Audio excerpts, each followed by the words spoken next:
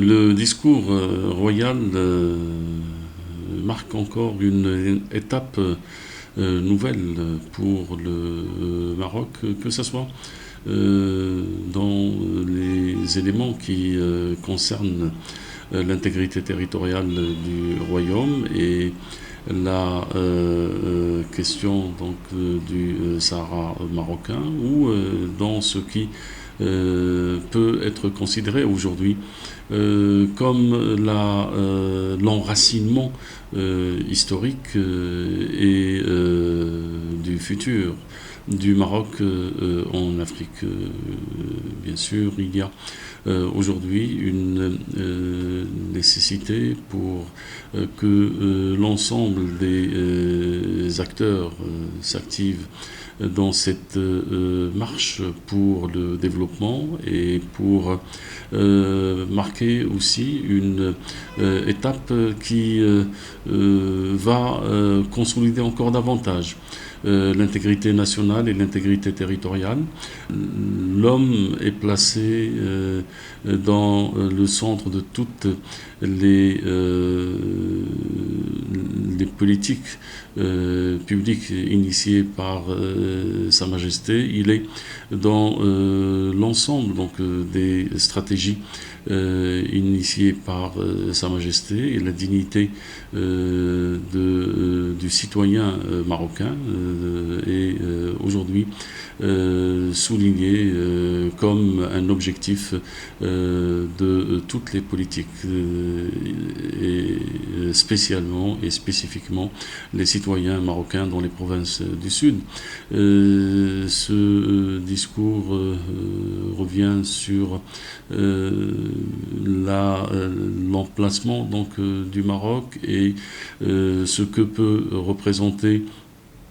les territoires et les provinces du Sud en termes de jonction, de pont entre le Maroc et l'Afrique, et entre l'Afrique et l'Europe. Nous sommes aujourd'hui par ce méga projet, donc qui est un projet stratégique du gazoduc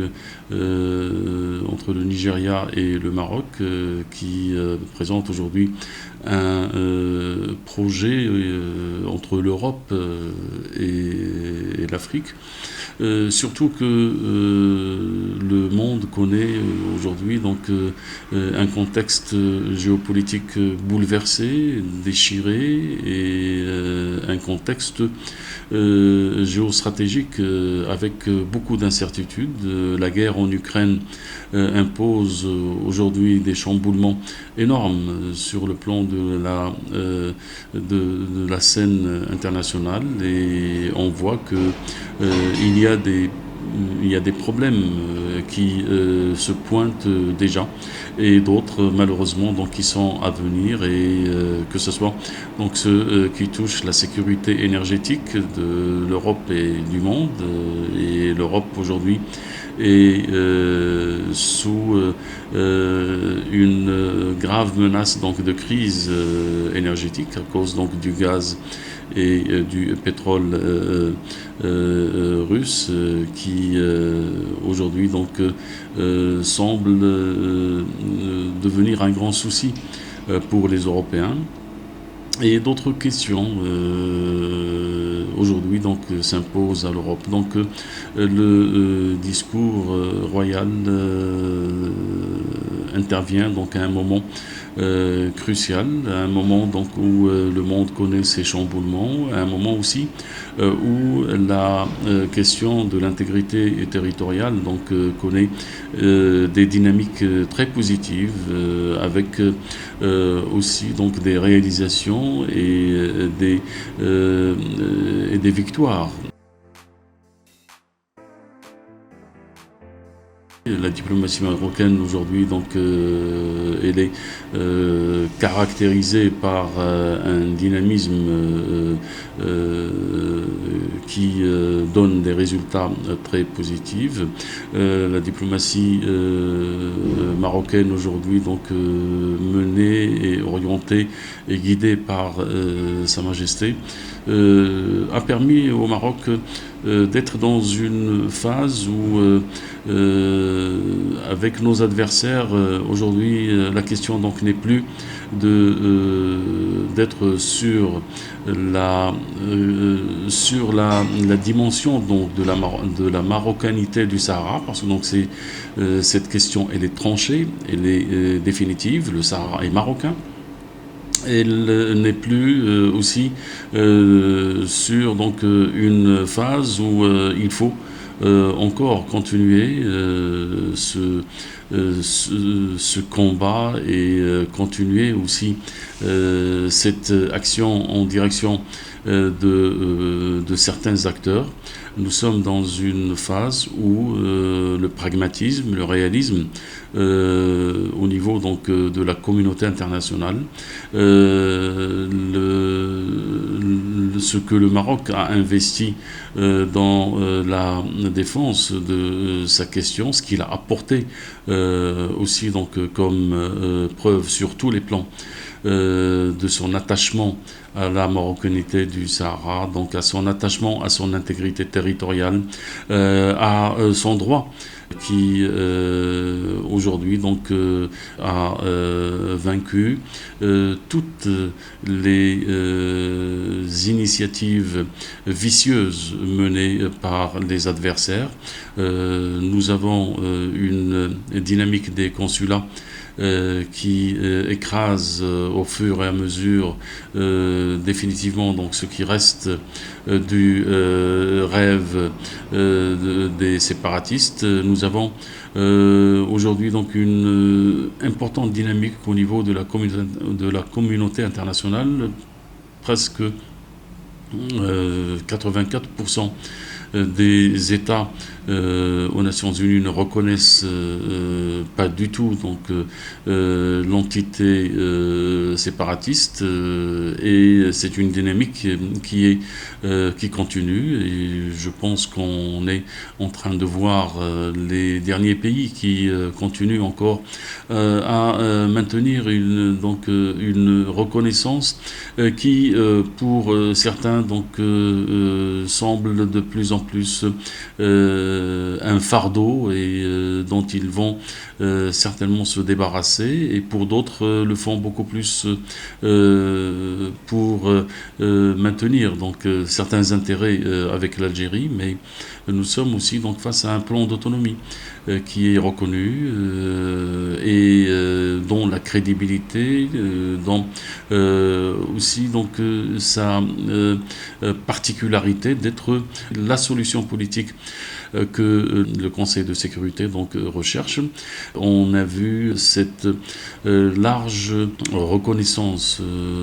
au niveau international donc de la primauté du plan d'autonomie, de sa crédibilité et ce qu'il représente comme une solution politique à ce conflit régional. Donc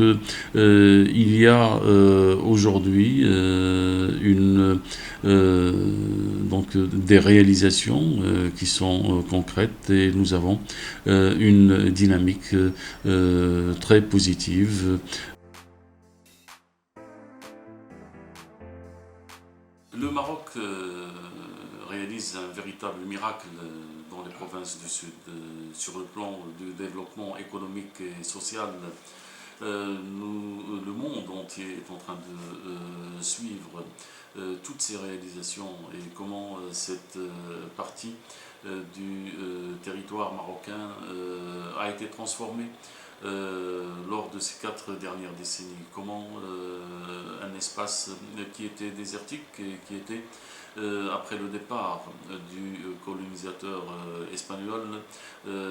complètement pauvre et sans aucune infrastructure et sans le moindre signe d'un développement quelconque, comment il a été transformé avec les infrastructures que nous voyons aujourd'hui, avec le développement que ces provinces connaissent, le projet de développement des provinces du Sud continue et on a sur le plan des infrastructures, il est consolidé par la voie rapide Tiznit-Dakhla. Il y a des infrastructures aujourd'hui qui couvrent les domaines de la santé, les domaines de l'enseignement et de l'éducation, sur le plan aussi des énergies renouvelables et tout ce qui touche le développement économique et social de ces régions. Et nous avons le projet que toute l'Afrique occidentale attend, pour ne pas dire donc le continent, qui est celui du port de Dakhla Atlantique. Donc nous sommes dans cette stratégie marocaine de développement des provinces du Sud qui aujourd'hui vont présenter pour l'Afrique de l'Ouest et pour l'Afrique un espace de jonction, donc un espace donc, et un pont qui va consolider encore davantage les liens entre le Maroc et la profondeur stratégique que représente l'Afrique. Il est clair que le modèle marocain de développement, le modèle marocain aussi sur le plan de la, donc des dynamiques qui permettent à ces provinces d'être à un niveau de développement économique et social très élevé, qui présente aussi une chance pour beaucoup de pays africains pour croire en leur avenir et croire aussi donc en ce miracle marocain et en ces réalisations marocaines. Le Maroc partage cette expérience, partage cette expertise avec ses frères sur le continent et les provinces du Sud qui sont le cœur du Maroc, ce sont aussi aujourd'hui donc les bras que le Maroc tend vers l'Afrique.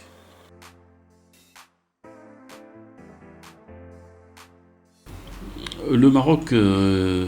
est en train de réussir sa marche tranquille et intransigeante de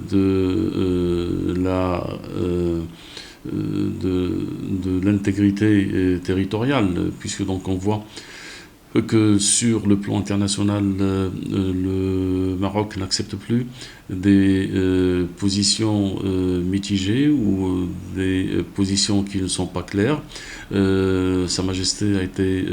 claire dans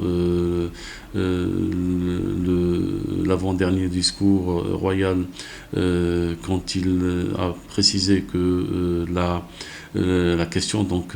du Sahara, elle est bien sûr donc la voie par laquelle toutes les relations avec les différents partenaires donc passent et que on ne peut plus donc accepter des positions grises de la part de certains. Donc, nous sommes dans une phase où il faut aujourd'hui que le Conseil de sécurité, que l'ONU et c'est suite aussi donc à la dernière décision du Conseil de sécurité fasse le nécessaire pour que l'Algérie cesse de ne pas assumer sa responsabilité. L'Algérie, elle a été à l'origine de ce conflit. Elle est toujours donc l'État qui maintient ce conflit artificiel. Donc l'Algérie doit assumer sa responsabilité et la communauté internationale donc doit faire les pressions nécessaires pour que l'Algérie adhère à ce qui a été finalement ce qui a été décidé par les conseils de sécurité, c'est-à-dire être autour de la table des discussions donc, et s'engager avec